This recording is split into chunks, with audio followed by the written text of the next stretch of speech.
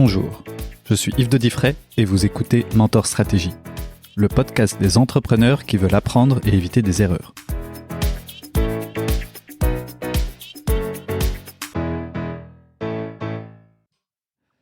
Bonjour Anne-Catherine Mailleux. Bonjour. Donc comme d'habitude, je te présente rapidement. Tu es docteur en sciences et en entomologie. Alors pour ceux qui n'ont pas un dictionnaire à côté d'eux, entomologie, c'est spécialiste des insectes, c'est ça ? Tout à fait, les petites bêtes. Et alors, certains ont pu détester leurs parents qui les forçaient à apprendre le grec ancien, mais toi, si j'ai bien compris, tu as plutôt cherché à percer les mystères du langage des acariens, donc un langage encore plus compliqué. Oui, c'est ça. Je parle acarien, je parle quelques mots. Hein. J'ai peut-être pas l'accent, peut-être que ça les fait marrer. On verra. Et ensuite, justement, à force de recherche et à force de connaître leur langage, tu es devenu un peu agent double, on va dire, car tu as fondé Domobios en 2013. Exact. Qui est une société qui vise justement à tuer gentiment ces acariens. Oui, c'est un peu faux cul, ma part. Hein. Tout à fait. Donc, je dis gentiment parce que c'est sans insecticide et c'est plus large même maintenant, je crois. C'est aussi les cafards, les punaises de lit et autres petits nuisibles d'intérieur. Tout à fait, tout à fait. Ok.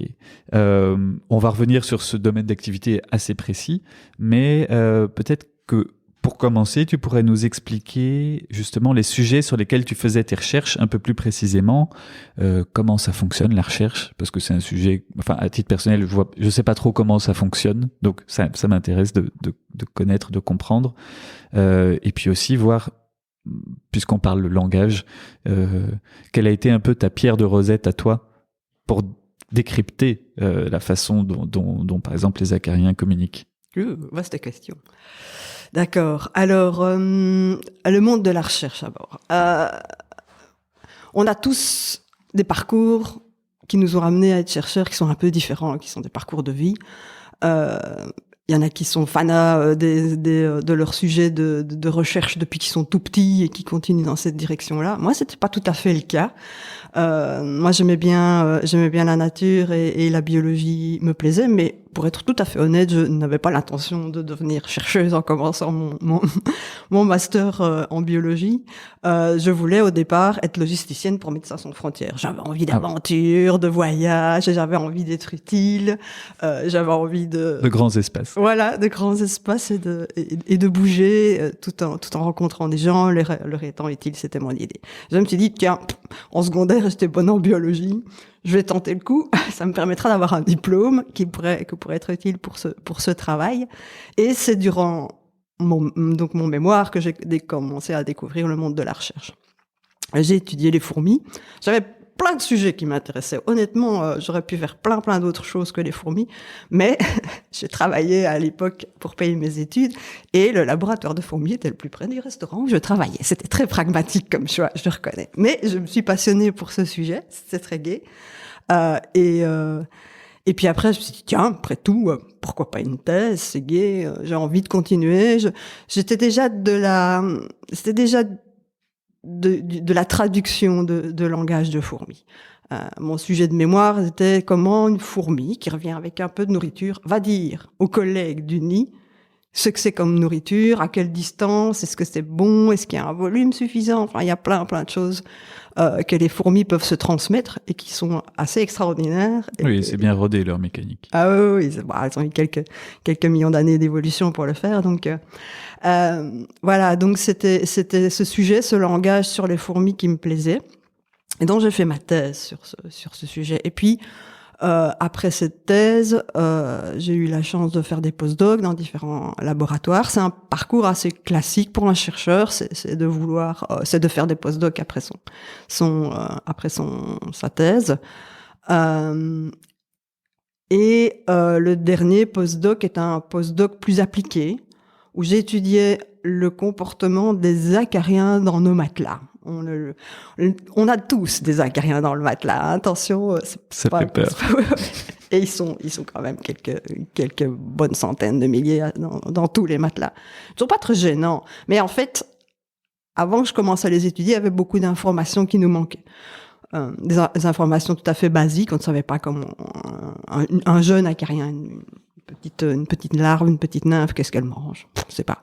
Est-ce qu'ils communiquent? Est-ce qu'ils s'entraident? Est-ce qu'ils ont des prédateurs? Est-ce qu'ils ont... Oui, ils sont peut-être prédateurs entre eux, ils ont leur propre univers dans le matelas. Tout à fait. Et donc, c'est à cela que je me suis intéressée. Et j'ai découvert ainsi qu'en fait, notre matelas, c'est une jungle. C'est affreux. T'as des acariens qui mangent des acariens, t'as des insectes qui mangent des acariens qui mangent des champignons, qui sèment ces champignons pour pouvoir s'en nourrir. Oui, donc c'est l'agriculture d'acariens. Ah, c'était très impressionnant. Et des acariens aussi qui construisent avec des abris pour leurs jeunes, dans nos matelas. Vous y repenserez en vous couchant ce soir. Ah oui, vous penserez à moi. Ouais, bref, voilà. Et tous ces acariens sont intéressants. Puis, moi, je suis allergique aux acariens, donc c'est assez motivé. Et donc, j'ai eu la chance de bénéficier de l'aide d'Innoviris, de la région bruxelloise, qui a donc financé ces recherches, qui étaient d'abord des recherches assez fondamentales, comprendre vraiment ce qui se passait dans le matelas et comprendre comment ils se parlaient, s'organisaient, s'entraidaient. Et puis ensuite, j'ai eu de nouveau une aide d'Innoviris, mais là, pour développer un produit, parce que j'avais eu une idée durant ces fabuleuses études. De chercheuse à trouveuse. Oui, c'est ça. Et alors mon idée était, en fait, j'avais découvert qu'il y avait moyen d'attirer les acariens à distance. C'est ça. Un parfum qui leur plaît et qui les fait se déplacer. C'était un peu ça la découverte. Comment est-ce que tu as découvert ça? J'ai vu que quand un acarien s'installait, un autre souvent le suivait. D'ailleurs, il faut des autoroutes. Ils tracent des autoroutes pour se déplacer, qu'ils suivent dans nos matelas d'ailleurs. Et donc une vraie ville. Oui, c'est très impressionnant. En fait, ce qui se passe, c'est que la nuit, ils se regroupent. Non, c'est pas non. La journée, ils se regroupent. Ils font des agrégats assez importants. Et la nuit, quand on est là, ils repèrent notre chaleur et notre humidité, et alors l'agrégat se désagrège, et là, ils vont se disperser sur notre matelas pour se nourrir des particules organiques qu'on laisse, petits morceaux de peau, mais aussi, si vous aimez prendre un croissant le matin qui a quelques miettes, vous allez faire des milliers d'heureux. Donc voilà, ils sont capables de manger à peu près toutes les particules organiques qu'ils trouvent. Ils vont aussi capter votre humidité. C'est la seule source d'eau, c'est nous. Il n'y a pas de rivière, il n'y a pas de pluie dans un matelas. Enfin, en théorie. Et donc, pour l'acarien, vraiment, l'humain, c'est la source de nourriture, c'est la source d'eau. Il capte l'humidité, et puis quand il est bien plein d'humidité, et que l'humain se lève, alors il va replonger dans la profondeur du matelas et avec ses potes refaire un agrégat pour éviter de se dessécher. Et donc, tout cela demandait que forcément, il y ait une molécule ou des molécules qui soient des messages chimiques. Parce que pour reformer un agrégat dans un seul endroit... Il faut qu'il sache où se retrouver. Voilà, exactement. Sans téléphone portable, c'est compliqué quand on a un acarien d'un tiers de millimètre dans un matelas, c'est immense. Il faut vraiment qu'il y ait des molécules qui permettent de transmettre les messages. Ouais, il commence à faire sec et froid, on rentre, Allez, tout le monde à la maison. Et donc, c'est vraiment ces molécules-là qu'on a mis en évidence. Et donc, voilà, quelle était l'utilité de ces molécules? Eh bien, en fait, tuer un acarien dans le matelas, c'est compliqué. Il faut cuire le matelas ou il faut le mettre dans le froid. Les œufs sont hyper résistants. Les insecticides ne fonctionnent pas. Et si on met pas d'humain pendant un mois? Ils sont capables de tenir le coup pendant très très très longtemps, des mois et des mois. Ils se mettent en mode survie. Oui, okay. Ils bougeront plus, donc ça ne suffira pas. Il faut vraiment, fallait trouver un système, et la première chose à faire, c'était de les extirper du matelas, les faire sortir, parce que voilà, le matin, je me lève, ils sont déjà 2-3 centimètres en dessous du tissu. Alors comment faire pour les tuer? Passer l'aspirateur? Oui, t'auras les quelques idiots qui sont restés en chemin. Les œufs du village, donc ça aide la sélection. Voilà, c'est ça. Donc même pas 5% des acariens seront là quand il y a un peu de lumière. 2-3 œufs, c'est tout. Donc l'aspirateur ne suffira pas. Il fallait vraiment les extirper, les attirer, leur dire « Hey, commande, sortez !» Un message faux. Oui. Et alors les éliminer comme ça. Et c'est comme ça qu'est venu le premier produit. Quand on a créé à la fin de cette recherche, c'était le premier produit qui s'appelait Acarop, qui s'appelle maintenant Exolair. et qui est en fait un attractif pour les acariens. Donc l'idée, c'est que si vous êtes allergique aux acariens, vous souffrez de leur présence, vous déposez un textile sur votre matelas, vous vaporisez les fameux attractifs découverts, et l'acarien qui est dans le fond, il dit tiens, mais ça sent le message, on nous appelle, c'est pas l'heure, mais bon, on y va. Oui. Donc l'acarien fonce, il va dans le tissu avec ses collègues, et on a donc un tissu plein d'acariens qu'on met à la machine à laver, À ça bouillir, tue, et voilà. et voilà, bye bye les acariens. Et ainsi, plusieurs fois, on diminue la quantité d'acariens qui se trouvent dans le matelas. Voilà l'histoire du premier produit et la recherche sur les acariens. Donc, pour revenir à la question de la recherche, dans mon cas, ça a été des projets plutôt appliqués tout de même. Hein. Tous mes postdocs ont été quand même avec une idée d'application. Ça, c'était une préférence personnelle. J'avais envie de faire quelque chose qui vraiment donne un produit. C'est pas toujours le cas et c'est pas toujours nécessaire. C'est très bien de faire de la recherche fondamentale. C'est fondamental, oui. en fait. Hein. Donc, je vais donner un exemple concret à propos de la recherche fondamentale. Si vous étudiez des substances collantes, si vous faites de la recherche fondamentale sur ce sujet, vous allez trouver pourquoi la colle colle. Si vous faites de la recherche appliquée, vous allez trouver différentes sortes de colle, mais pas plus. Vous ne saurez pas pourquoi ça fonctionne, donc ça va vous bloquer dans le développement des suivantes. C'est un peu ça pour moi la différence entre le fondamental et l'appliqué. C'est que l'appliqué, t'as quand même relativement limité aux objectifs recherchés, tandis que le fondamental, ça ouvre des portes. Oui. Ça ouvre plein de portes. Et toi, tu as commencé un peu plus de fondamental, pour essayer de comprendre, mais sans savoir ce que tu voulais en faire. Exactement, oui. L'idée était d'étudier ce qui se passait dans le matelas, qui étaient ces acariens, comment vivaient-ils, comment ils s'organisaient, et de trouver quand même un objectif, hein, parce que ce premier projet, c'était Spin-off in Brussels, oui, donc ça, quelque donc part. C'était les enlever, quoi. Ouais, c'était l'idée de les éliminer.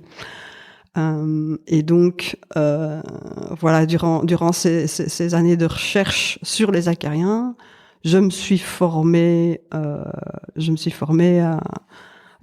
donc un MBA pour pouvoir créer ma société, tout en ayant de bonnes notions de ce qu'était une société, de pouvoir discuter avec. Donc c'est pendant les années de recherche que tu t'es dit, je vais aussi faire un MBA. Oui. Et ça, c'est parce que ton objectif sous-jacent, c'était déjà de créer une société, ou c'était pour comprendre parce que ça t'intéressait et tu te disais, voilà. C'était l'idée de la créer. J'avais décidé de la créer et de vendre le produit. Et donc, pour préparer ça, tu t'es dit, je fais un MBA parce que sinon je serais largué. Oui, tout à fait. Le déclic est venu d'une phrase, une seule phrase que madame, c'était la directrice d'Innoviris, qui a écouté les résultats de mes recherches, expliquait, oui, on pourrait faire ce produit, il serait chouette, ça pourrait éliminer les trucs, on pourrait le mettre en licence, allons trouver des sociétés, leur proposer leurs produits, le mettre en licence. Je me dis, mais, ce produit, pourquoi ne le vends-tu pas toi-même?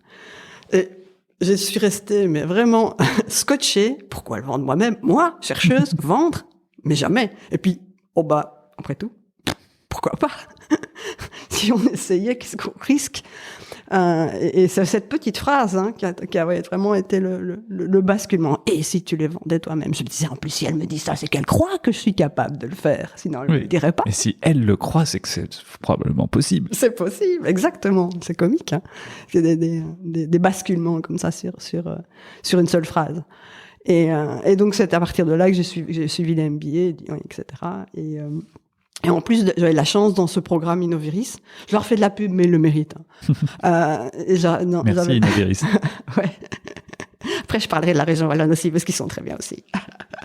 Et donc, j'ai eu la chance dans ce programme Innoviris, c'est qu'ils offraient une aide financière à un partenaire commercial.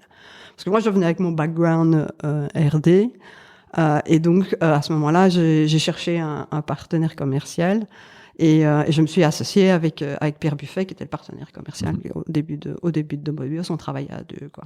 Donc, et Innoviris aidait à créer cette collaboration, ce partenariat, en proposant de l'aide financière à Pierre, donc Pierre Buffet, avec qui on a créé Mobius. Chouette. Ouais, c'était chouette. Belle aventure. Et donc, tu es devenu un peu agent double. Oui. pour les acariens. Oui. Oui, donc l'idée c'était de comprendre l'animal et d'utiliser son propre langage pour l'attirer vers des pièges qui le tuent. Et dans Domobios, on a répété l'histoire, c'est-à-dire qu'à chaque fois qu'on a vu qu'il y avait un animal nuisible, la punaise des lits, le cafard, etc., pour qui il n'y a pas vraiment de produit intelligent, on a répété le même trajet, c'est-à-dire que d'abord, on commence par une étude qui est vraiment fondamentale, comprendre l'animal, le regarder, passer des heures à l'observer, qu'est-ce qu'il fait, comment il se rencontre, comment monsieur séduit madame ou vice-versa, etc. Et ça dure souvent 2 ans, ces études fondamentales autour de l'acarien, mais elles ont quand même une visée de développer un produit pour les éliminer. Encore une fois. Oui. Et ça, c'est toi qui fais ces recherches, ces nouvelles recherches, ou c'est parce que si la boîte a été créée entre-temps, il faut la gérer aussi. Oui. Donc la boîte, on l'a créée en 2013. Les premières années, on n'a pas vraiment fait de recherche, c'était plutôt de la vente. Pierre s'occupait des contrats et de trouver des clients. Et moi, j'allais voir les médecins, les pharmaciens pour les convaincre que le produit pouvait vraiment aider les personnes allergiques. Et c'était plutôt le duo fonctionner comme ça. Et on n'avait pas prévu au départ de faire de la recherche. L'idée, c'était vraiment, on crée Domobios, on vend ce produit. Et quand on a fait notre proof of concept market, on vend la boîte. Oui, c'est ça. C'est vraiment l'idée de la boîte. J'enchaîne, je fais une petite digression, mais tu disais ça peut vraiment aider, par exemple, les personnes allergiques. On mesure ça comment? En taux de captation? En fait, on voit ça parce que les gens qui utilisent Acarup à un moment abandonnent leurs médicaments. Ah oui.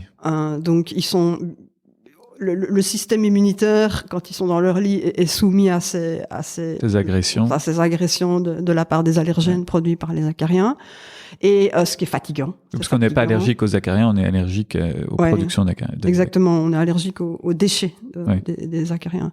Donc que ce soit leurs fesses, que ce soit leur exuvie. Donc les acariens, quand ils grandissent, ils changent de peau, comme les serpents. Leur mue, quoi. Ils changent de manteau.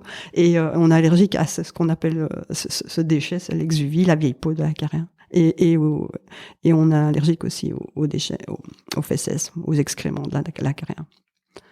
Donc, l'idée, c'était qu'en extirpant ces acariens, le matelas s'allège en allergène et que les gens puissent ainsi, les personnes allergiques puissent ainsi dormir mieux parce qu'ils ne dorment pas dans un nid à allergènes, quoi.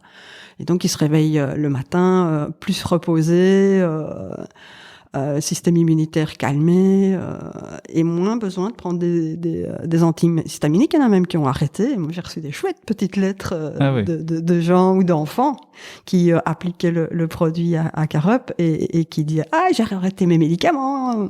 C'est super chouette, quoi. Ça, c'est vraiment une super bonne nouvelle de savoir qu'on aide des gens à se débarrasser d'antihistaminiques qui sont pas toujours des médicaments très sympas, quoi. Ouais. Oui, c'est plus curatif que on enlève le problème plutôt que d'essayer de mettre un pansement dessus, quoi. Exactement, on essaie de travailler à la racine du problème en sachant que c'est vrai, il y aura quand même toujours des acariens dans l'environnement des personnes et qui seront toujours confrontés dans les fauteuils au bureau, etc. Mais tout de même, pendant 8 heures de leur vie, un tiers de leur vie, ils vont le passer dans un environnement sans acariens et le système immunitaire pourra se reposer aussi. Et donc tu pensais pas continuer la recherche, c'est ce dont on était en train de parler quand je t'ai coupé, et tu pensais simplement faire Domobios et vendre le produit et pas forcément refaire de recherche pour faire d'autres produits en parallèle. En tout cas, pendant le cadre de Domobios, je me disais, allez, on lance ce truc. Chouette, j'ai fait de la recherche, j'ai trouvé un truc et on va le lancer et Pierre et moi on va le vendre. Et puis la suite de l'aventure, grand point d'interrogation, mais c'était un peu ça l'idée. Et puis l'aventure a continué et à un moment, lors de discussions, d'ailleurs encore une fois avec Innoveris, ils me disent tiens, la punaise de lit, c'est un gros problème. Est-ce que puisque tu as eu des succès avec les acariens, est-ce que tu ne tenterais pas les punaises de lit? Ça a l'air quand même d'être un gros souci. Et donc là, j'ai regardé le problème punaise de lit. Effectivement, ce sont des petits insectes. Là, on n'est plus dans l'acarien. L'acarien, c'est un peu un animal qui est de la famille des araignées. Il est tout petit, il est minuscule, etc. La punaise de lit, là, on est plus dans un insecte visible. fait plusieurs millimètres. Si vous avez des punaises de lit dans votre lit, à un moment, vous les verrez. Et donc, c'est un insecte qui se nourrit de sang.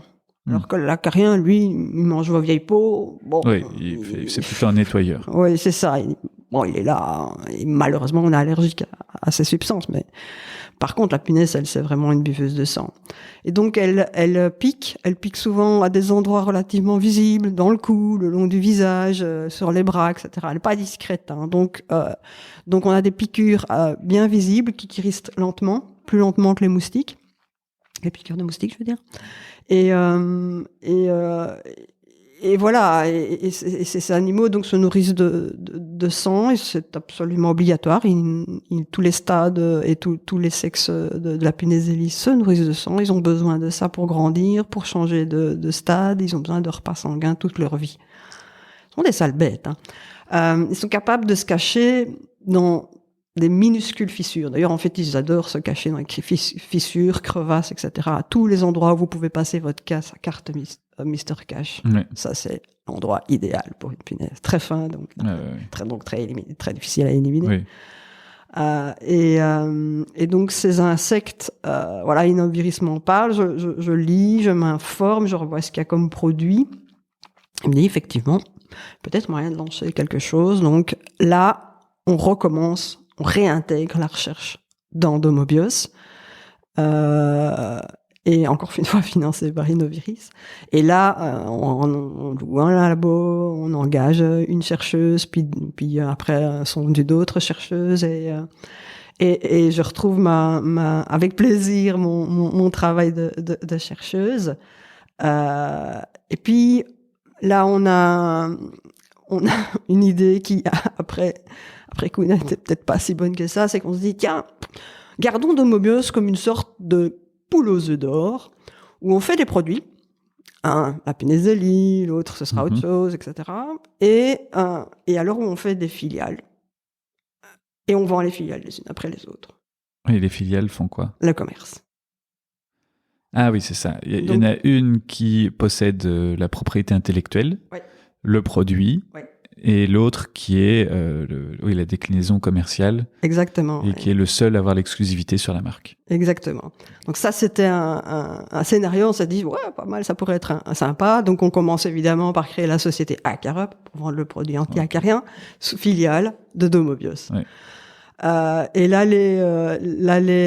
déjà, c'est une opération faite très rapidement et c'est beaucoup d'administration, de discussions notaires, de discussions actionnariales. On a perdu beaucoup de temps, alors qu'on aurait dû se concentrer sur la vente. C'était vraiment une sacrée opération. Okay.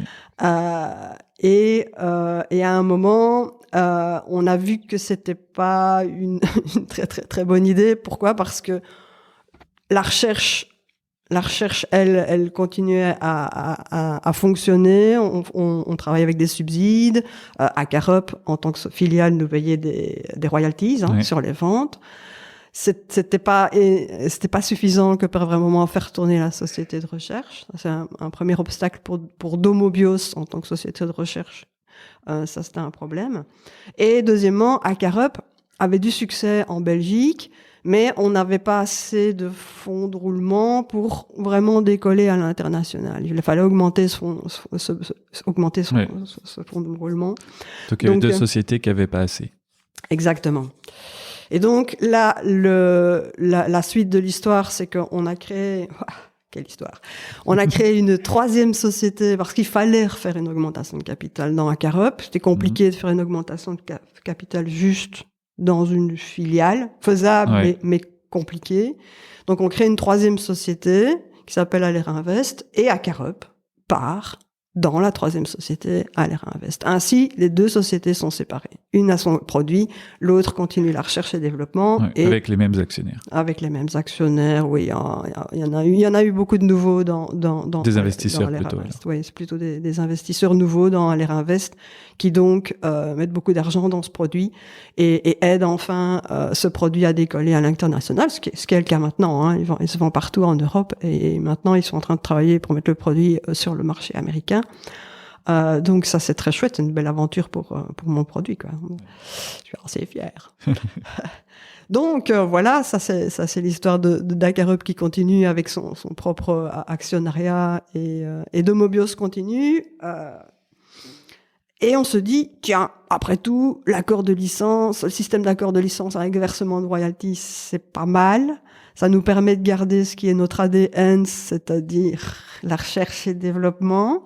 Donc, on va essayer de continuer cela. Donc, on développe des produits dans Mobios et on essaye d'avoir des accords de licence avec des sociétés. Donc, finalement, tu t'éloignes de ce qui t'avait fait devenir entrepreneuse où on avait dit, tu peux le vendre toi.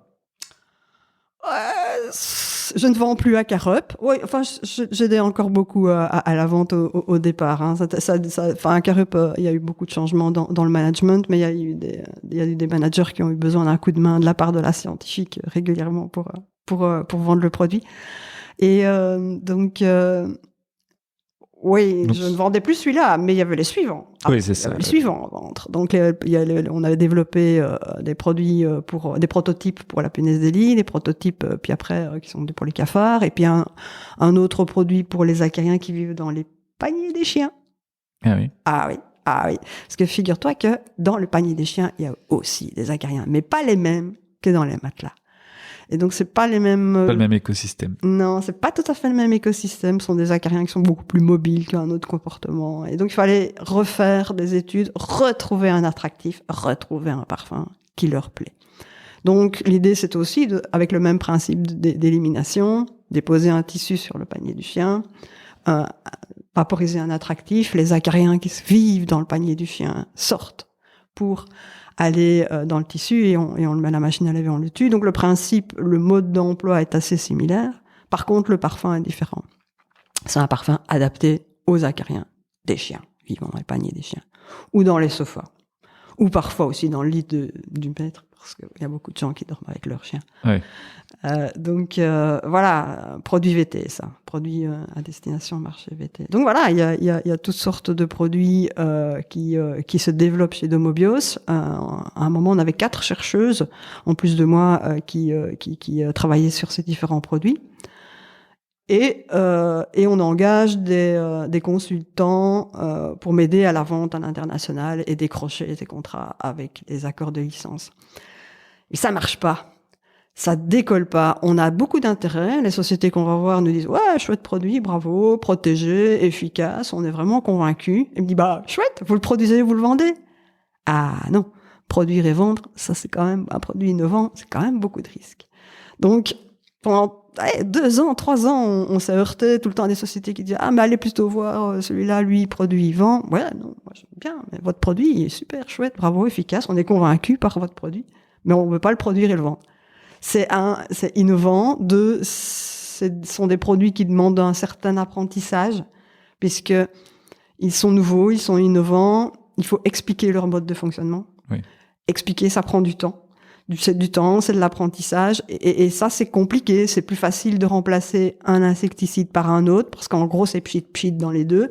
Par contre, expliquer aux gens pourquoi ce produit fonctionne mieux, qu'ils doivent le mettre dans telle position, oui. Ça prend du temps. Et ça, c'est quelque chose que beaucoup de sociétés hésitent à faire. La production, l'apprentissage, l'explication et la distribution et la vente. Donc, ils voulaient pas passer ce cap. Et on était toujours face à ce mur. Et puis, on s'est dit, bon, allez, on fait une augmentation de capital. Et on va le faire. Et on produit nous-mêmes. On produit nous-mêmes. Et voilà. Et notre première vraiment production industrielle, c'était l'année dernière, c'était en 2020. Donc, 7 ans après, quoi. Ah oui. On a vraiment... Oui, voilà, les premières années, c'était la vente d'Akarup, et puis ça a été le développement des produits, et puis ça a été cet éternel mur devant lequel on se trouvait, où on essayait d'avoir ces accords de licence avec royalty, ça marchait pas, quoi. Et puis voilà, depuis 2020, en 2020, on a notre première grosse production industrielle, et depuis, alors là, c'est beaucoup plus facile de décrocher les contrats. On est maintenant, nos produits sont distribués en Belgique, en France, aux Pays-Bas, en Angleterre, en Autriche, en Allemagne, en Grèce, en Italie. Et on vise le marché américain. On a des discussions avec des Américains et des grosses boîtes, quoi. Ouais, c'est chouette, ça va vite. Ah ouais, là, c'est chouette. Alors, ce qui est chouette, c'est que non seulement en 2020, on a cette première production. C'est déjà pour 160 000 pièges. Hein. Voilà. Et ça, c'était avec la levée de fonds.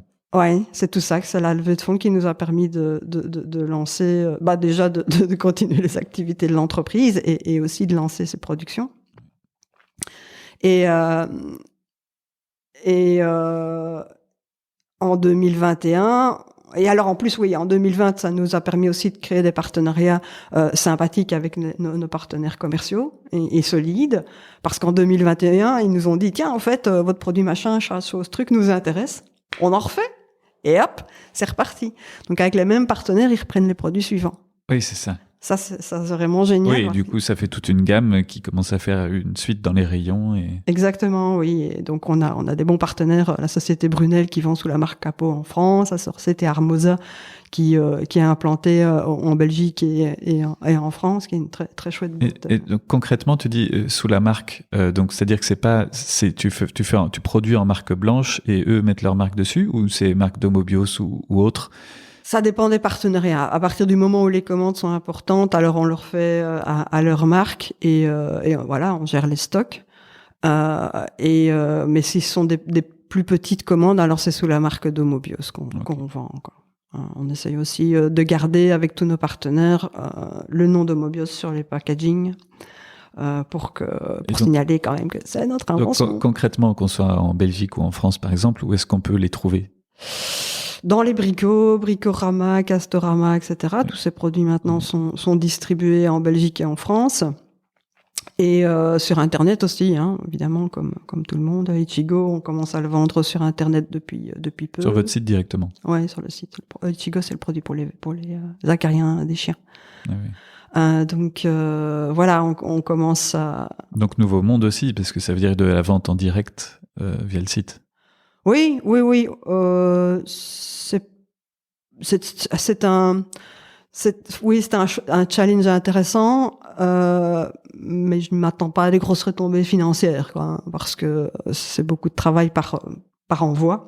Oui, c'est ça. Mais c'est chouette au niveau marketing. Et puis j'avais plein de gens qui me disaient, ouais, moi j'aime bien ton produit, je l'ai pas trouvé, comment est-ce que je fais pour l'avoir? Bon, bah ça me permet de leur dire, il est sur le site, je vous en prie, allez-y. Bon, voilà, il y a eu, suite au Covid, il y a eu beaucoup de foin autour de la vente en ligne. Ça peut être une bonne idée, mais c'est quand même relativement compliqué à mettre en place. Il faut avoir beaucoup de temps, parce qu'il faut se rendre compte que, sauf si on vend des montres de luxe sur lesquelles on se fait des marges de dingue. Pour expédier, je sais pas combien coûte un produit en moyenne, mais ça doit être quelques euros. Et il faut un envoi en Belgique, ça coûte entre 4 et 5 euros, plus le prix de la production. Ça veut dire que vous avez déjà 10 euros qui sont partis. Si vous voulez encore vous payer un salaire, il faut compter 20 euros pour votre produit. Et si c'est un petit piège ou si c'est un cure-dent, ça marche pas à 20 euros. Oui, c'est ça. Donc voilà, il y a eu un engouement sur la vente en ligne que je trouve un peu exagéré. Ouais, il est un peu exagéré. Je pense que faut vraiment faire un bon plan financier avant de se lancer là-dedans et calculer le temps qu'on va y prendre, quoi. Parce que gestion de facture, gestion des paquets qui reviennent, gestion des paquets abîmés. C'est gérer 100 factures au lieu de gérer une de 100. Exact. Donc moi, j'essaie de me débrouiller pour avoir des partenaires commerciaux qui vendent pour moi en ligne. Comme ça, j'ai une seule facture. Oui. Donc, je vends 150 paquets à quelqu'un qui les vend lui-même en ligne. Ah oui, qui les vend lui-même en ligne, c'est beaucoup plus facile pour moi parce que les factures, c'est trop compliqué. Et donc, on parle en fait de spin-off d'une société sortie d'une université. Oui, c'est ça. Oui. Et tu penses que, si on extrapole un petit peu depuis ton exemple, mais plus largement, est-ce que tu penses que c'est une bonne opportunité pour les entrepreneurs, ce pont, entre guillemets, entre les universités et l'entrepreneuriat? Pour les entrepreneurs déjà formés ou Non, mais par exemple, imaginons quelqu'un qui veut se lancer, qui sait pas forcément trop, parce qu'il y en a beaucoup qui attendent l'idée miraculeuse. Peut-être qu'il y en a qui ont déjà la possibilité ou le goût du concret, de la commercialisation, de la mise en œuvre, mais qui savent pas forcément quoi prendre comme produit. Et en fait, qu'il y a des chercheurs par ailleurs qui ont l'idée, Mais la concrétisation, c'est pas forcément leur truc. Ça peut être une source de produits, oui, sachant que les univers ont des overlaps, mais parfois ne fonctionnent pas tout à fait de la même manière. Mais oui, c'est dans les unifs, il y a de belles idées qui se font, et souvent c'est pas facile pour un chercheur de concrétiser son idée et d'arriver à la mettre sur le marché. Il y a beaucoup de gens qui sont spécialisés dans leur univers, qui ont des idées qui pourraient vraiment devenir de chouettes produits, mais qui ne savent pas comment, et qui préfèrent rester dans le milieu universitaire, qui a ses challenges, hein. C'est pas un milieu si facile, protégé comme on le présente toujours. Ça, c'est pas vrai. Mes challenges sont différents, quoi. Ça peut être une source. C'est pour ça qu'il existe des LTT, hein, enfin tout ce qui est technology transfer à l'UCL, à l'ULB, à Liège, à Jean Blou aussi. Il y a moyen de rencontrer des gens et de discuter avec eux de leurs produits pour les mettre sur le marché. Ça peut être une chouette source d'idées, et ça peut vraiment aboutir à des produits commercialisables. Et alors, toi qui es passée de chercheuse à entrepreneuse, du coup, tu connais les deux mondes. Oui. Tu dis que c'est des mondes un peu différents quand même. Oui. Est-ce que tu peux nous dire un petit peu plus sur quelles sont les forces et les faiblesses de chaque monde, et qu'est-ce que tu gardes de l'un et de l'autre un peu dans ton quotidien? Qu'est-ce qui est bon à prendre? Vaste question. Alors, le monde de la recherche, c'est un monde en général de gens passionnés qui vont travailler beaucoup sur leur sujet et qui vont essayer de se faire leur place en publiant, en faisant des publications scientifiques. Donc, qu'est-ce que c'est une publication scientifique? J'écris, typiquement, c'est une publication où, je résume l'état des connaissances sur un problème. J'explique la question que je me pose, j'explique comment je vais la résoudre, je présente mes résultats et j'en tire une conclusion. Ça, c'est vraiment un papier scientifique. Alors, tous ces papiers scientifiques sont soumis à des comités de revue. Donc, d'autres scientifiques vont les relire pour dire, ce qu'il a fait totalement impossible, ou ah oui, intéressant, mais et donc ces processus de publication d'articles scientifiques, c'est très long, hein. Parfois ça prend un an avant qu'un papier qu'on écrit soit publié, 1 an, 2 ans, parfois plus. Principe de reconnaissance par des pairs. Oui, donc un chercheur sera reconnu par les gens qui font les mêmes recherches que lui ou qui sont dans le même domaine. Et donc souvent c'est un milieu de gens très spécialisés qui connaissent vraiment leur sujet à fond et qui partagent les informations entre eux.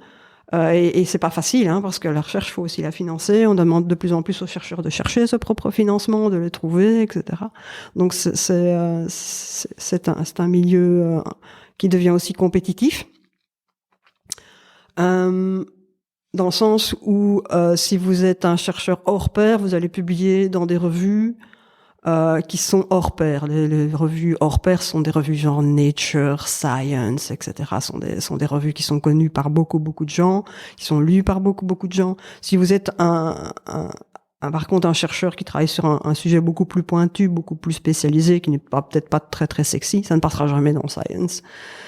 Si vous parlez du fait que vous avez trouvé une super espèce de dinosaure qui savait, qui avait créé son téléphone portable, ça passera dans Science. Si vous dites que votre dinosaure, il avait des corps aux pieds, ça passera pas. Enfin, c'est un peu, il y a un côté mode aussi, un côté mode et vente aussi, qu'on demande aux chercheurs. Il faut qu'ils arrivent à se vendre. Être un peu commercial, quoi. Oui, il faut qu'ils arrivent à se vendre, ce qui souvent n'est pas le cas. Où ils se vendent pas bien, ils l'ont pas appris. Et donc voilà, c'est vraiment des gens très spécialisés, très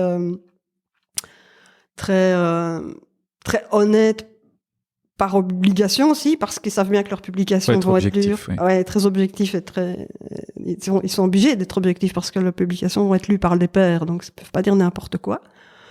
C'est un milieu aussi très gai. Moi, j'ai souvent rencontré beaucoup d'entraide entre les gens, même d'entre concurrents. Je trouvais ça très très très chouette. De passionnés, ça c'est un monde de passionnés. Alors, d'un autre côté, un monde d'entrepreneurs, c'est aussi un monde de passionnés. Maintenant, l'entrepreneur, son idée, c'est quand même quelque part, in fine, de mettre le produit sur le marché et de le distribuer au plus de monde possible. Parce que quand tu crois dans ton produit, tu as envie que allez, qu'il y ait un maximum de gens qui l'utilisent, parce que c'est quand même le but, quoi. Et ainsi de créer quelque chose qui va grandir, qui va rapporter de l'argent, qui va permettre d'engager des gens et créer tout un espèce d'univers dans ta propre entreprise. T'as envie d'engager des gens, t'as envie de voir de l'aide pour plein de points, te débarrasser aussi des choses. De plein de points. De plein de points. T'as pas cette idée de création d'un univers quand tu es chercheur. Tu ne cherches pas, par exemple, à donner de l'emploi. Tu ne cherches pas à ce que t'aimes bien que ton équipe grandisse aussi, mais peut-être pas dans les mêmes conditions, quoi. Parce que c'est quand même pas toi qui, in fine, va payer leur salaire. Ça va être les universités, ça va être les subsides, ça va être des choses comme ça. Donc c'est un autre type de responsabilité. Tes employés, tu es responsable de leur sécurité, tu es responsable de leur salaire, tu dois les payer, tu dois le faire dans des conditions correctes, tandis qu'un chef d'équipe ou un chef de laboratoire dans une université, lui, n'a pas cette responsabilité, c'est l'université qui l'a. Donc c'est un petit peu décalé, il a son unité, mais il n'est pas responsable de l'aspect contractuel vis-à-vis des chercheurs. Maintenant, j'ai trouvé que les deux étaient des mondes de passionnés, et ça, c'est très gai. Je parle de passionné à passionné. Dans ton approche d'entrepreneuse quotidienne, est-ce qu'il y a des choses où tu te dis, tiens, j'agis comme une chercheuse là? Oui, souvent. Quand je vérifie plusieurs fois mes résultats pour être absolument sûr que ce que je vais dire sur mon produit est vrai. Donc j'ai gardé cette espèce de structure dans ma méthodologie, celle que je suivais pendant mes recherches, à savoir j'étudie un animal, je me pose des questions, j'essaye d'y répondre, je fais des analyses statistiques et il faut que ce soit solide et répété. Ça, oui, je l'ai gardé dans mon... Et avec des tests vides, entre guillemets, pour comparer si ça a une influence ou pas d'influence. Oui, essayer d'éviter les biais, ça j'ai gardé aussi. Et même quand je me dis, tiens, ce produit, il fonctionne bien, mais il m'a l'air trop bien. Et donc ça peut sembler bizarre, mais je demande à des sociétés externes de le comparer avec les produits benchmark pour être vraiment sûr. Ouais, génial, bah oui, on a les mêmes résultats. Et eux aussi, génial, je fais qu'il n'y a pas de biais. On a fait notre boulot correctement. Ouais. Donc j'ai gardé cet aspect scrupuleux de la recherche. Et j'ai gardé mes 3 valeurs. Mes valeurs en tant que chercheuse, c'était l'énergie, l'innovation et l'honnêteté. Et ça, c'était quelque chose qui était pour moi super important. Et ce sont aussi les valeurs de Domobios. Elles sont écrites sur le mur, elles sont écrites sur le site. C'est mes 3 valeurs. Elles ont guidé mon travail de chercheuse et elles guident aussi mon travail d'entrepreneur. Ok, tu peux nous en dire plus sur ces valeurs? Comment est-ce qu'elles sont venues? Pourquoi l'énergie? Comment ça... Bon, l'énergie, c'est moi, hein. Je suis énergique. Je suis née avec...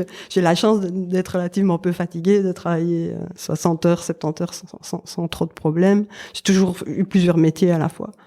Bon, par exemple, je fais mes études, je travaillais à temps plein et je faisais mes études en même temps, quoi. Ouais. Donc, travailler à temps plein et faire ses études, c'est pas mal. Ouais, j'ai fait mes études via le jury d'État, en fait. Ouais. Qu'on soit plus jury d'État, jury central. Voilà. Donc j'ai eu l'énergie pour le faire, ça c'est une chance. Hein. Ouais. On l'a pas tous. Il y a des gens qui ont une centrale énergétique qui est moins bonne que la mienne. C'est dommage pour eux. Moi, je suis contente de la mienne. J'ai eu du bol. Donc ça c'est pour l'énergie. Alors l'innovation, c'est que j'ai un côté imaginatif que j'ai toujours eu. Depuis mon enfance, j'ai toujours été quelqu'un d'assez imaginatif, qui aimait bien créer des choses, des bricoler au garage. Mes parents avaient toujours un peu peur quand ils me voyaient partir au garage, parce qu'ils se demandaient si ça allait exploser ou pas. Donc ça a toujours été là. Ou créer des cabanes, enfin bon. Donc j'ai gardé les deux. Et l'honnêteté, ça c'était quelque chose que je trouvais fondamental dans la recherche, parce que si on crée une publication et qu'on est malhonnête, alors on induit en erreur les autres.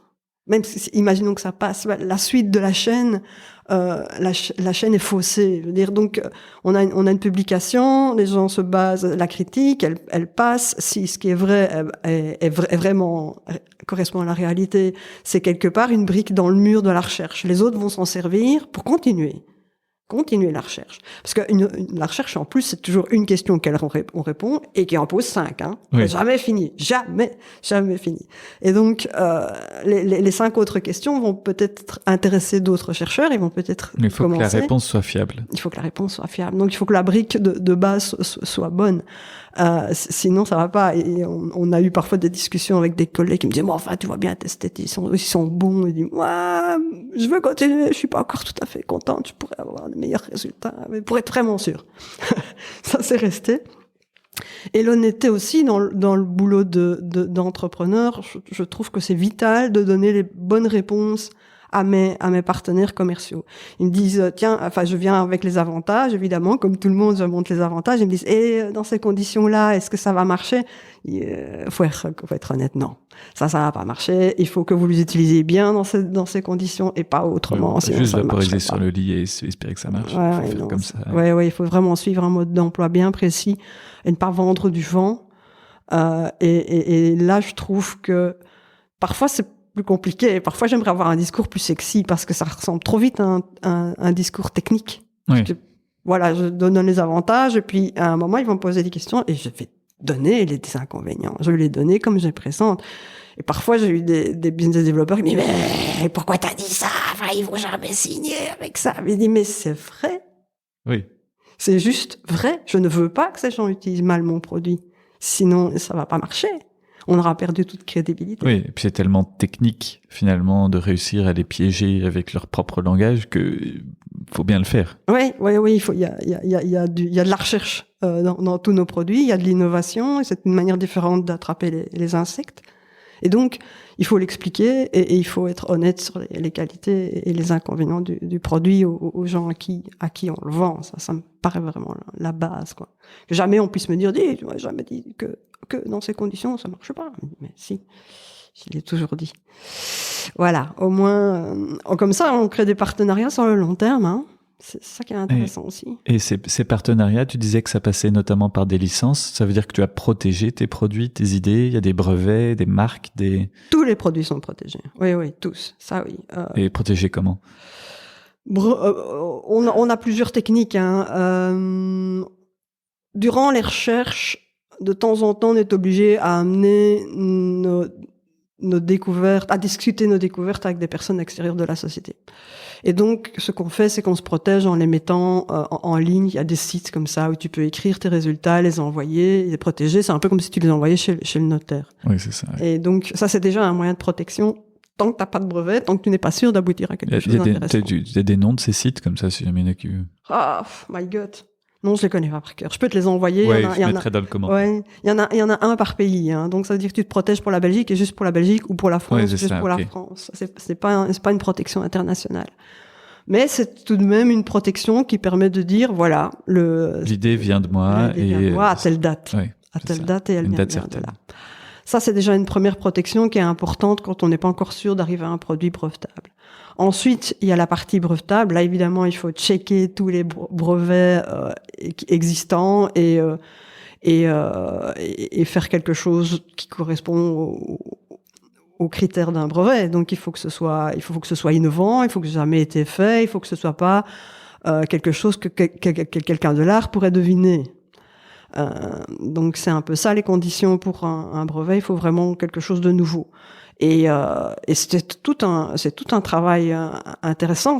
On a parfois des mauvaises surprises parce que on se rend compte que voilà, l'idée qu'on a eue, elle avait déjà été eue. Enfin, il y a un Japonais en 1960 qui l'avait déjà eu dans un brevet, mais c'était en japonais. Il l'a jamais traduit.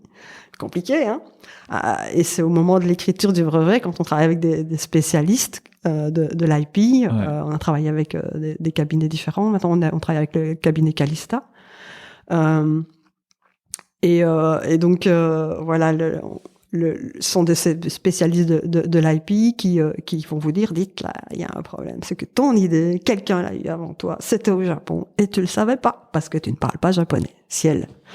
Ouais. Donc, à ce moment-là, il faut changer le produit. À l'améliorer, ouais. il faut revoir un peu sa manière de faire, et il faut prouver que le changement va faire que le produit sera encore meilleur que ce que le japonais a fait. Donc c'est travailler à la recherche, c'est souvent aussi travailler en parallèle avec ces experts IP. Quoi. Ouais. IP, c'est propriété intellectuelle. Oui, propriété intellectuelle. Voilà. Donc nous, on a travaillé avec Icosa, très chouette cabinet, avec Kirkpatrick, excellent aussi. Et maintenant, on travaille avec Calista. C'est un petit peu la vie de l'entreprise qui a fait qu'on a changé de société. Et donc voilà, maintenant tous nos produits sont protégés. On dépose aussi des modèles pour certains produits. On l'a fait pour notre piège à cafard, par exemple, parce que je n'étais pas encore certaine que le brevet passerait. Donc j'ai d'abord déposé un modèle et voilà, ça c'était au moins une protection en Europe et aux États-Unis. Puis c'est un produit qui semblait être un produit d'avenir qui avait l'air de bien fonctionner et là l'intuition était bonne, c'est un produit qui marche bien, je suis contente. Oui, on avait des prévisions, on pensait qu'on allait en vendre 40 000 cette année-ci. Il a été produit en mars, on a déjà vendu 71% de ce qui est prévu sur l'année, donc yes. Voilà, donc si vous avez des cafards, il y a une solution. Ouais. Sur Domobios. Qui marche bien. Et donc voilà, lui aussi on a déposé un brevet et un modèle. Tous nos produits sont protégés par des brevets. Ça coûte un pont. Hein. Oui. Et c'est du préfinancement.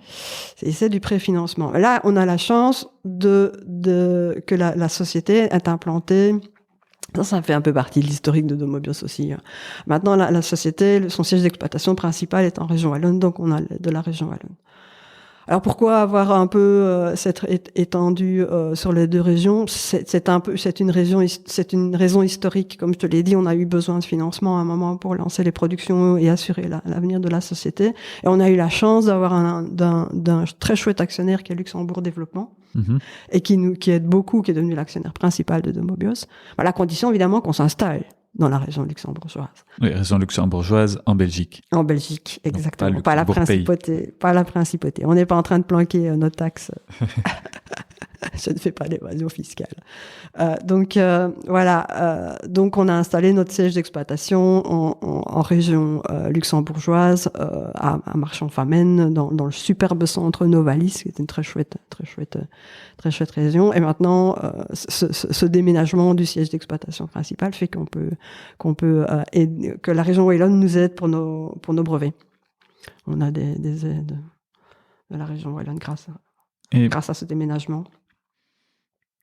En parallèle de tout ça, donc tu es passionné, donc ton travail te passionne. Oui. Mais je suppose que tu as d'autres passions. Est-ce qu'il y a des choses qui te permettent, parce que tu parles de travailler 60, 70 heures par semaine, mais il faut pouvoir se recharger aussi.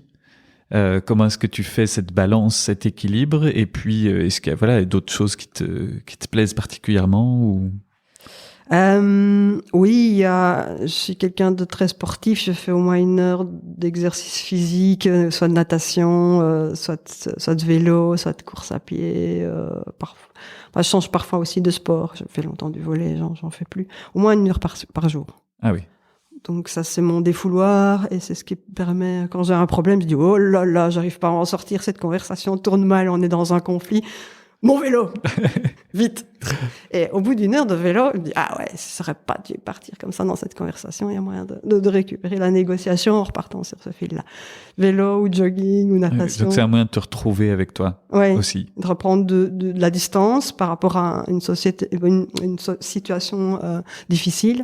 Prendre de la distance et me dire bon allez, ça fait 8 ans en plus, t'y arriveras. C'est vrai que ça fait 8 ans maintenant. Ouais.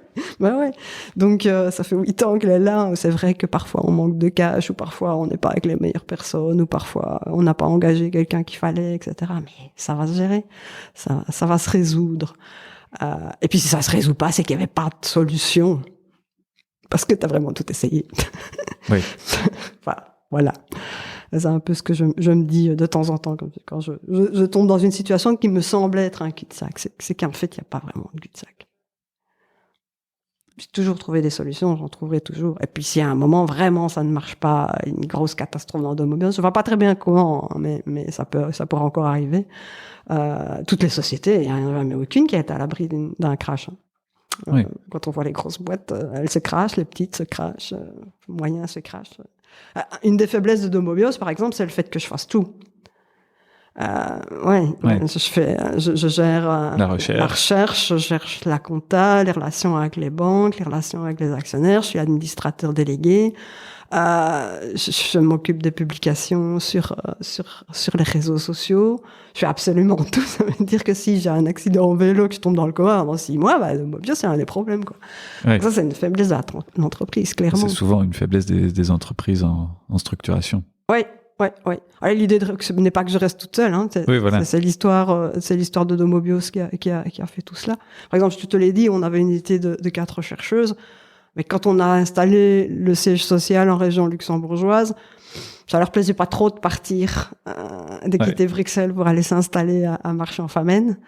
Et donc voilà, on s'est quitté, ça s'est bien passé, on a passé une semaine à Chypre, on a fait la fête pour se dire adieu, donc ça c'était sympa. Et puis triste parce qu'elle me manque beaucoup, c'est vraiment une chouette équipe. Si elles m'entendent, je les salue. Et donc voilà comment ça c'est un peu l'équipe de recherche a fondu et puis assez vite le Covid est arrivé et réengager quelqu'un à Marchand-Famenne en conditions de Covid, je trouve que c'est vraiment super compliqué, quoi. Et puis faire de la recherche en télétravail, c'est peut-être pas idéal. Pas topissime. Bon, on a tous un lit chez nous, mais bon. Ouais, mais là, avec les punaises de lit. Non, ça donne pas envie. Non, ça descend pas, celle-là.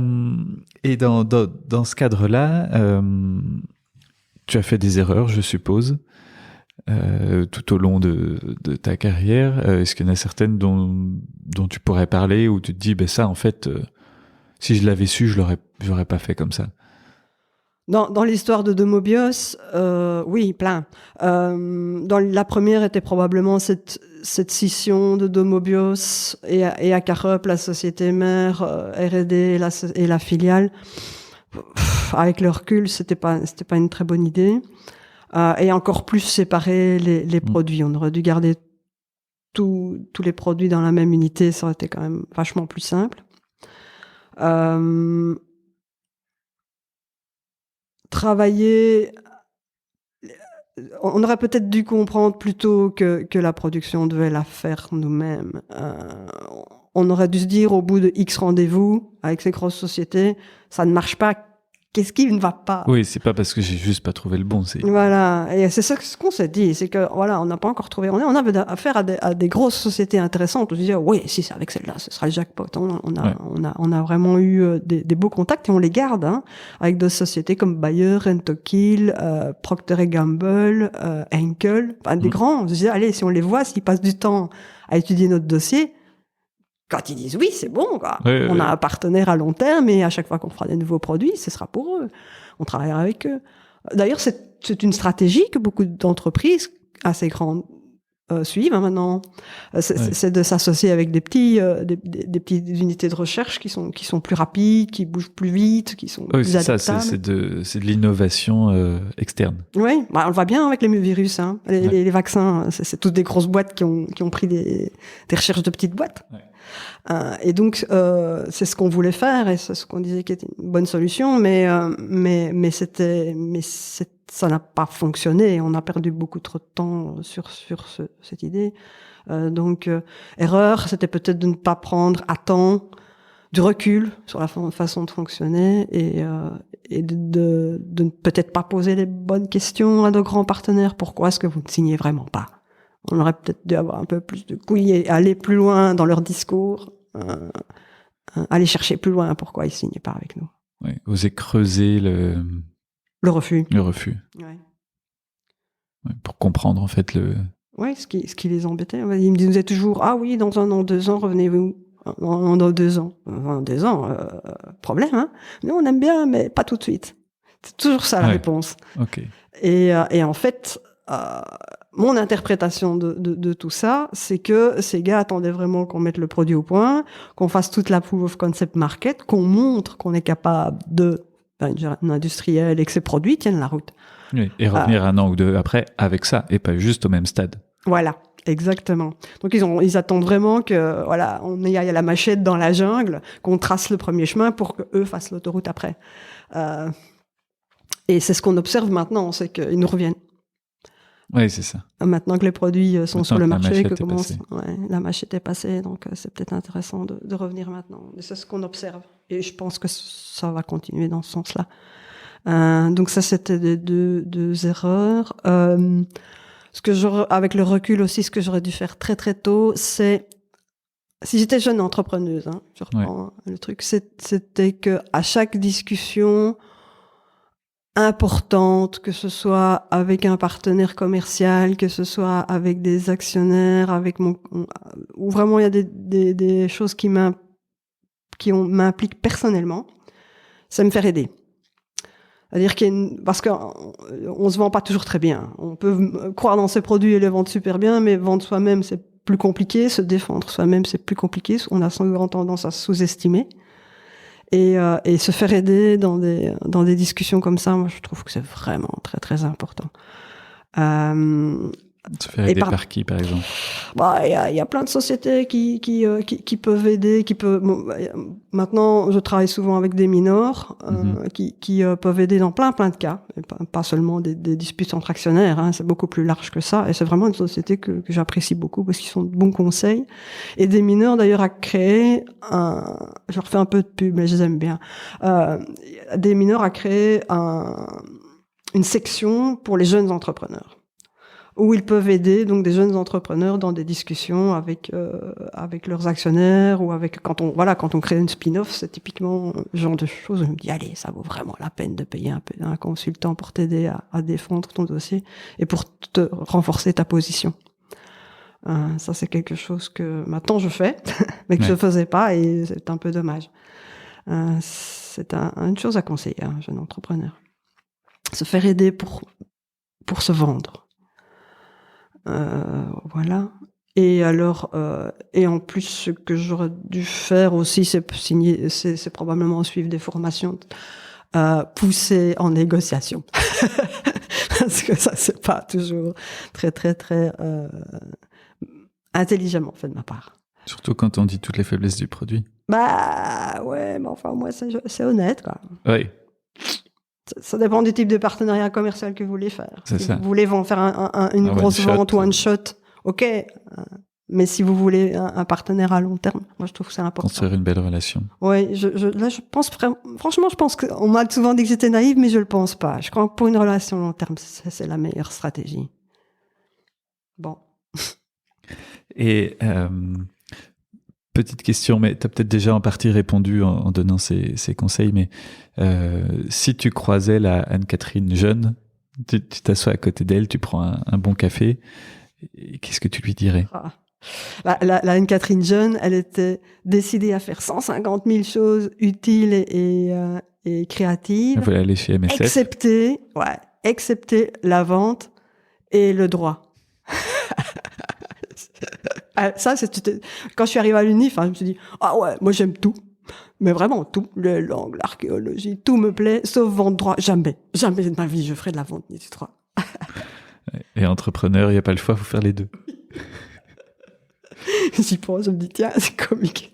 À la limite, droit, tu peux sous-traiter. Oui. Bien placé pour connaître.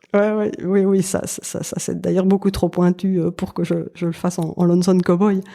Et vente aussi, là je me fais aider. Je travaille en partenariat avec la société AEC Partners. C'est des gens qui m'aident à vendre lorsque les discussions deviennent bien pointues. Donc je travaille avec une personne qui s'appelle Jean-Luc Marsac, un gars qui a un CV de malade, une chouette expérience, on s'entend très bien. Et donc moi je fais toutes les premières phases de la vente, contacter le client, trouver le client, le contacter, le convaincre, discussion technique, etc. Et à partir du moment où on commence dans les négociations un peu plus pointues, alors Jean-Luc, à l'aide. Il y a un renfort pour. Oui. En plus en anglais américain, le droit. Oui. Oui. Vraiment besoin d'aide. Donc Oui, ça aussi, il faut le reconnaître. On a besoin d'aide. On a toujours l'impression qu'on peut tout faire quand on est jeune entrepreneur et qu'on arrivera à faire tout. Mais pas du tout. On a besoin d'aide partout. Donc tu lui dirais quoi? Tu lui dirais, tu vas voir, tu vas quand même faire tes droits. Ne dis jamais, jamais. Oui. Ah, tu verras bien, mais tu vas t'amuser. Et justement, par ailleurs, tu avais fait donc un MBA avant de pouvoir entreprendre. Oui. Tu t'es retrouvé à faire du droit de fait et du commercial. Est-ce que tu continues à te former tout au long de ton processus? Et si oui, comment? Ou justement, tu dis de t'entourer, donc c'est peut-être un substitut aussi pour pas avoir à le faire. Oui, tout le temps. Tout le temps. Le Covid a bien déclenché une série de webinaires très chouettes. Moi, je trouve que le Covid a eu quand même quelques avantages à ce niveau-là. C'est qu'on peut s'inscrire sur des formations gratuites et en suivre très régulièrement. Il y en a que tu recommanderais? C'est pas facile, ça. Qui t'ont ouvert les yeux sur une toute nouvelle facette ou... J'aime bien les formations organisées par EUB et la région Wallonne. En général, par les régions sont chouettes parce que là, elles sont vraiment là pour aider l'entrepreneur. Et c'est clair que les autres formations, si elles sont organisées par un consultant, quelque part, à la fin, il y a quand même beaucoup de ventes de son propre produit.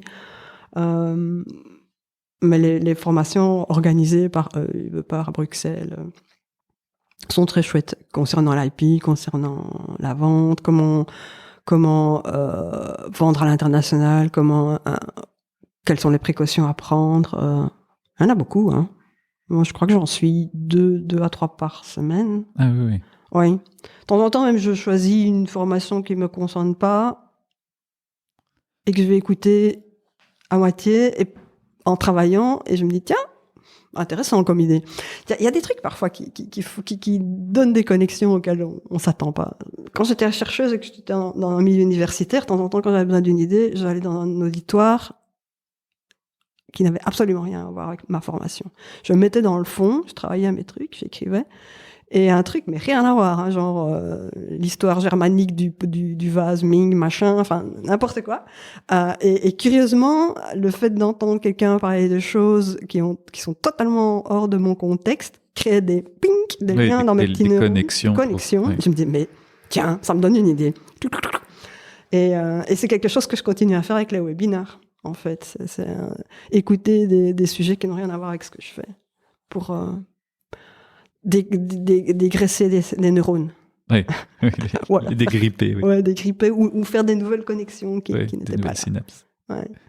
Voilà, on a déjà brossé un trait assez large de ton parcours. Est-ce qu'il y a d'autres choses, pour finir, qui te semblent importantes à partager avec des entrepreneurs qui se lanceraient et qui se disent, bon, voilà, je sais pas par quel bout prendre les choses ou...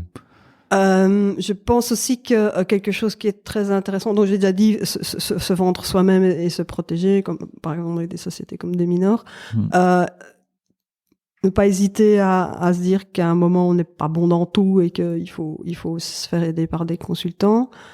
Et alors, on n'a pas toujours le choix quand on commence de ces actionnaires quand on commence une entreprise. Mais quand on l'a, c'est bien de se concentrer sur un actionnaire qui connaisse ton marché. Ça doit être très... un actionnaire, il a un rôle très important dans la société, surtout s'il sera dans ton conseil d'administration. Il faut des gens dans le conseil d'administration qui connaissent ton marché. Sinon, tu fais des erreurs. L'erreur, par exemple, que j'ai expliqué, à savoir s'obstiner à rester dans une vue, recherche et développement, on ne produit pas, on vend, on fait des accords de licence. Peut-être que si on avait eu quelqu'un du marché, il nous aurait dit, mais dans le marché des insecticides, ça se fait pas.